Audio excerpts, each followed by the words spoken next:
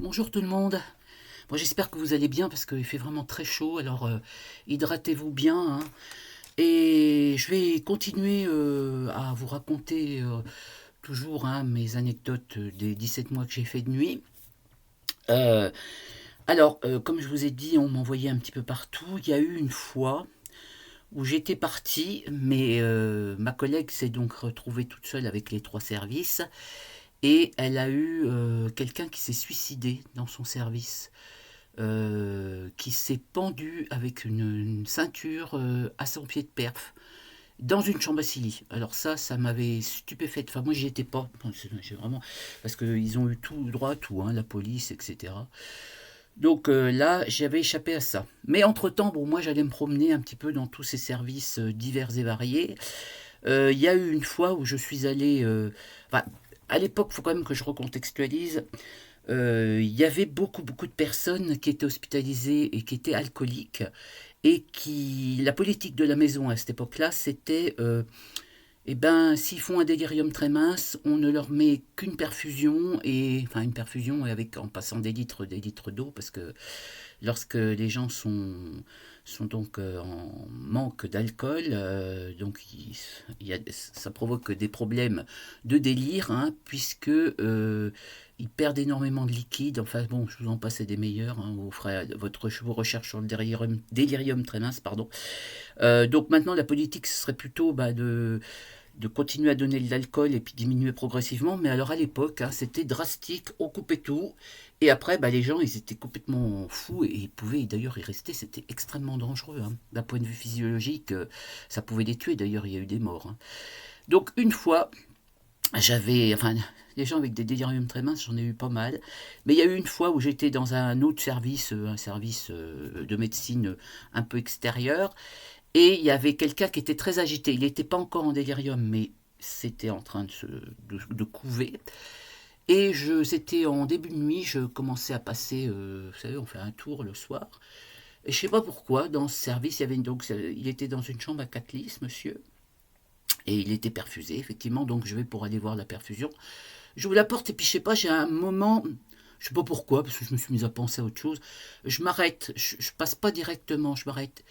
Grand bien m'a pris, parce que, en fait, au moment où j'avais ouvert la porte, ça bat un pied à perf. Et à l'époque, les pieds à perf, je ne vous dis pas, c'était des trucs hyper lourds, hein. C'était pas les petits pieds à perf qu'on voit maintenant, d'autant que maintenant les pieds à perf sont souvent sur les lits, mais là c'était un pied à perf avec un pied bien lourd, et en fait c'était censé m'assommer en fait, hein.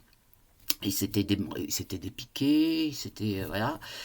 Là, j'avoue que là, j'ai eu assez peur quand même. Il a fallu qu'on appelle des hommes, enfin des aides-soignants dans d'autres services. Il a fallu l'attacher, il a fallu appeler le médecin, etc., etc. Donc voilà. Donc déjà, première tentative de meurtre, si je puis dire. J'en ai eu deux dans cette période de ma vie. J'en ai eu d'autres après, mais là, pendant les 17 mois que j'ai fait des nuits, on a tenté deux fois de me tuer. Donc cette fois-là, mais là, une autre fois, là vraiment, là j'ai eu extrême, encore plus peur, je crois bien. Donc c'était dans le fameux service qui était mon service, hein. Alors, comme je vous ai dit, c'était des services, ils étaient éloignés de part et d'autre du service du milieu, là. Et donc, dans ce service à orientation oncologie, le matin, aux alentours de 6 heures moins le quart à peu près, il y avait des soins à faire, des soins de 6 heures. Et pendant que je faisais, donc j'allais les faire, et l'aide-soignante qui était là, elle allait aider à côté pour faire des changes, hein. Donc je me retrouvais toute seule. Et dans ce service, c'était vraiment un particulier, c'était que la salle de soins, elle était dans un endroit, mais elle était un peu décalée. Ça faisait une sorte de virage. Et c'était là, c'était assez, assez confidentiel. Enfin bref, quand vous étiez c'était vraiment isolé, quoi. Et je me revois encore, à 6 heures, je devais faire une héparine, parce que vous savez encore les fameuses héparines toutes les 2 heures, là. Et ben dans ce service, il y en avait une. Il y en avait une. Et eux, ils prenaient pas des seringues en verre, puisqu'ils en avaient qu'une. C'était avec une petite seringue de 1 millilitre, hein, et puis après, on piquait avec une petite aiguille sous-cutanée pour piquer dans la perfusion. Bon, je prépare, j'avais ma petite seringue, hein, que je me revois encore, j'étais comme ça. Puis d'un seul coup, mais je sens quelque chose derrière moi. Je sais pas, vous savez, un instinct.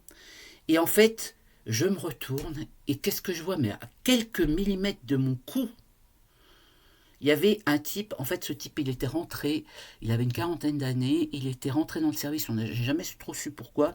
En fait il faisait partie de la famille de quelqu'un bien placé à l'hôpital. Et il aurait dû aller en hôpital psychiatrique parce il était psychotique, etc. Mais là, bon, il était là. Et toute la nuit, elle m'avait dit, l'aide-soignante, je sais pas, elle dit, j'ai l'impression qu'il rôde, mais elle n'avait pas pris ce sulfait, en fait.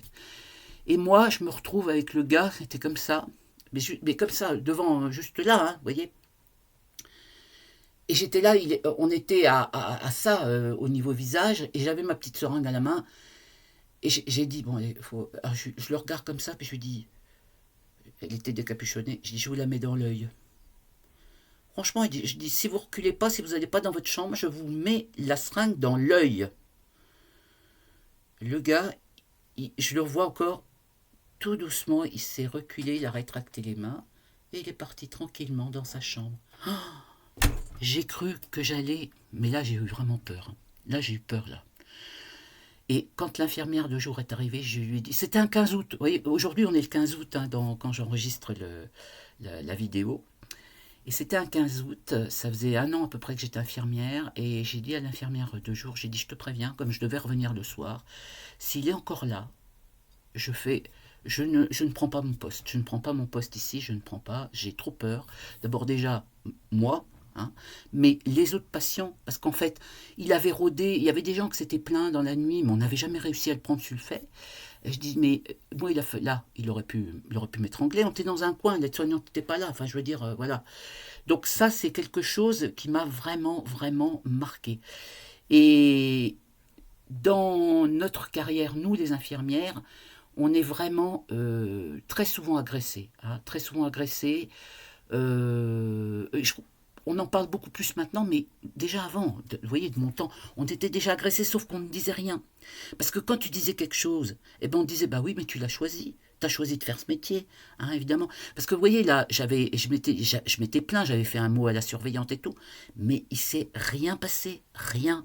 J'ai même pas eu d'excuses, quoi que ce soit. Il est parti, on est parti à l'hôpital psychiatrique. Hein. Le soir, il n'y était pas. Hein. Ouais, de toute façon, j'aurais tenu. Hein.